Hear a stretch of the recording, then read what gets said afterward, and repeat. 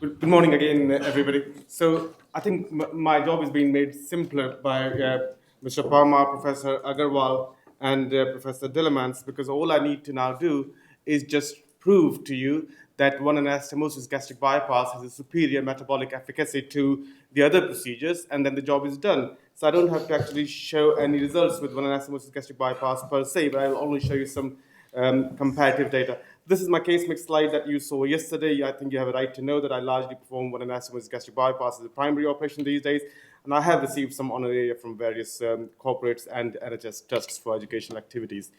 Professor Agarwal showed you a meta-analysis published recently in Obesity Surgery.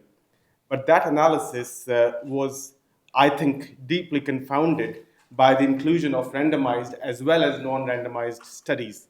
And hence, I'm very critical of that systematic review published in the journal, in which we also, Alistair Sharples and I, published a recent systematic review of 5-year outcomes. So this is a meta-analysis of RCTs reporting on 5-year outcomes comparing Roux-en-Y gastric bypass and sleeve gastrectomy. And before you wonder why I'm talking about these two procedures, I'll come to that in a moment.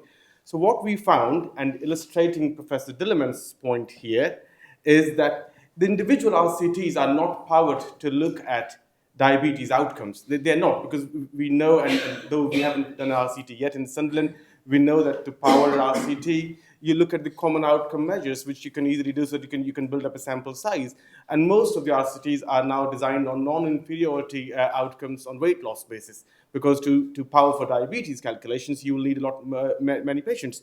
So even though many of you would have seen that the 5-year RCT's reporting outcomes have said that the weight loss between RYGB and sleeve gastrectomy is not much different, we found that actually if we pool them all together, you find that there is weight loss difference. And if you can see here, the first one here, this is the forest plot comparing percentage excess weight loss, and you can see significantly favoring the Roux-en-Y gastric bypass, and the difference was around about 10-11 percentage points on excess weight loss. So Roux-en-Y gastric bypass is a superior weight loss operation in the long term on the meta-analysis of RCTs. When it comes to diabetes, it gets a bit more interesting, because as I said, the individual RCTs were not powered to evaluate for diabetes patients. So what happens when you pull them in? So you get what?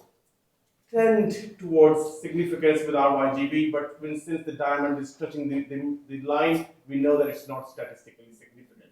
So I think if you did more studies, you will find that Roux-en-Y gastric bypass would be better than sleeve gastrectomy for diabetes patients as well, and if you did more studies to power them adequately. That's on the basis of RCTs, meta-analysis of RCTs that Alistair Sharples and I performed recently. Now, your mega trial is a very, very important trial for surgeons who perform one anastomosis gastric bypass, and obviously I have gone through it with a fine-tooth comb. So what did it show? Some of the data of this trial that the authors have not chosen to highlight, which I will highlight for you, and these are their words, not mine. So 60% of, again, this trial was a non-inferiority weight loss trial, so this was not powered to evaluate diabetes outcomes. So what do authors say? 60% of patients with diabetes, sorry for my language there, underwent complete remission with OAGB compared to 38% with RYGB. Partial remission rates were 10% and 6%. In their own words, though there was no significant difference between the groups, there was a potential for type 2 error. So I hope in the last two slides I have shown to you that Roux-en-Y gastric bypass would appear to be superior to sleeve gastrectomy, and in this slide, that one anastomosis gastric bypass in a randomized trial that was highly critical of one anastomosis gastric bypass is seeming to be superior to Roux-en-Y gastric bypass in terms of metabolic effectiveness. And why might that be the case? This study from Professor Himpens's group, I think I've taken around the world, because I think I talk more about it than Professor Himpens himself does. And that the reason is because the Roux limb tapers the incretin effect. And this is an elegant study, and I would encourage colleagues around the world to try and replicate it and maybe study this topic in more detail. I would read out what authors say. From this small case control study, it appears that when Roux-en-Y gastric bypass and one anastomosis gastric bypass, let's say, are constructed with the same afferent limb of 150 centimeter, the incorporation of a 60 centimeter Roux limb decreases the metabolic effectiveness. It tapers incretin effect. And that is why one anastomosis gastric bypass, which obviously does not have a Roux limb, is metabolically more effective. Now, that was so far, it was extrapolated data, it was, conjecture, you might say, hypothesis. What's the real world data? Real world data, Lee et al., RCT, 5 years outcomes. At 5 years, 18 participants in the OAGB group and 9 participants in the sleeve gastrectomy group achieved the primary endpoints. You can see the difference. OAGB groups achieved a lower level of HbA1c, and authors said that one anastomosis gastric bypass had a higher incretin effect than sleeve gastrectomy at 5 years. This trial from Spain, I know it's been criticized for its methodology and the exact numbers in 3 arms and the follow-up rates of close to 100%, but authors concluded almost similar findings. They found much better results in comparison to Roux-en-Y gastric bypass and sleeve gastrectomy, but I will not dwell on this trial too much. Why is it better? We can keep on debating this forever and not know the answer. After Mr. Dimitri Ponoros' talk on mechanisms of action of bariatric surgery, I don't think I could improve upon that. We're beginning to understand these things. Is it bypass of proximal small bowel that is more effective? Is it absence of Roux limb? Is it longer BP limb? I don't know, but I think we'll have to find out those answers if we're going to be seriously looking at bariatric surgery being used more and more for metabolic purposes.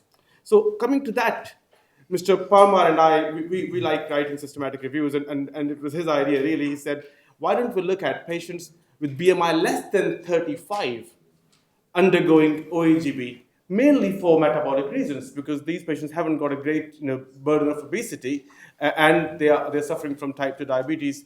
And this paper has just been accepted for publication. I was hoping to get a copy for you, but we don't. So, but this is published now. So what did Mr. Palmer conclude? We conclude that there is now satisfactory evidence to consider OAGB-MGB as a safe and effective metabolic procedure for diabetic patients with BMI less than 35 as well. So I think the jury is still out, but this operation is proving to be highly effective for patients with type 2 diabetes. And if I dare say so, I think it's probably slightly more effective than both Roux-en-Y gastric bypass and sleeve gastrectomy. So yes, we need to understand this more. We need to study this more, and I would encourage the physiologists in the room and other people who are interested to not ignore one anastomosis gastric bypass, and also study this alongside other operations so that we can understand this better. Because this operation is not going to go away. It is here, and it is going to, I think, keep on increasing. So I think it's incumbent upon us that we study it better. So with that request and with my remarks, I'd like to conclude the talk. Thank you very much. Thank you, Kamal.